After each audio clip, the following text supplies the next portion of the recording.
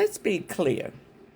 All last year, you could count on one hand people of color who were part of ICE because they were too busy snatching up as many brown or beige colored people as they could, because the Supreme Court said you can stop people based upon their appearance, not the fact that they had broken any laws, all right?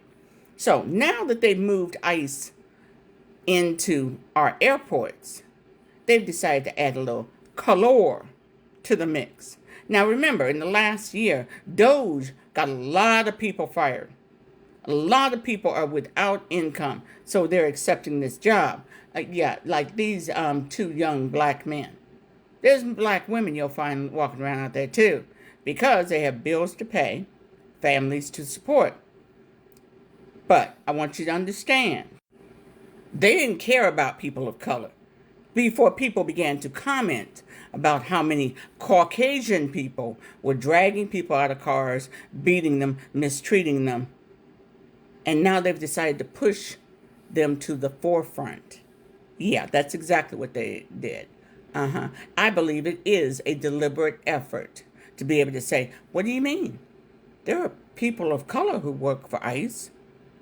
It's not racist. We're not just focused on abusing people who are brown. There are brown people out there doing it too.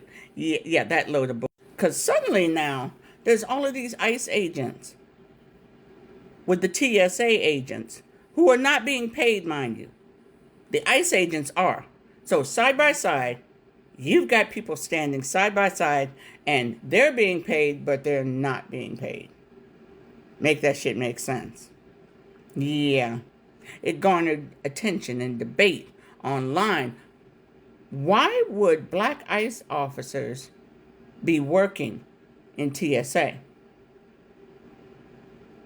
Because they're broke, because they have families to support, bills to pay. And as I said, DOJ cut a lot of government jobs, canceled a lot of contracts that employed people.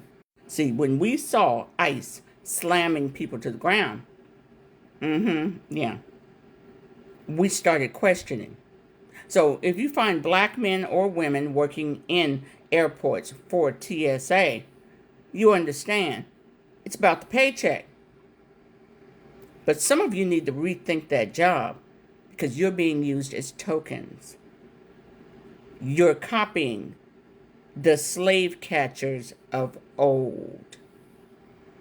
And that will come back to bite you in the ass. So yes, my sisters, and I'm seeing you, walk the airports. This will eventually come back because when they need a quota, they're going to turn to you. They're going to start questioning you. And there's going to be no one to stand behind you. Bet on that.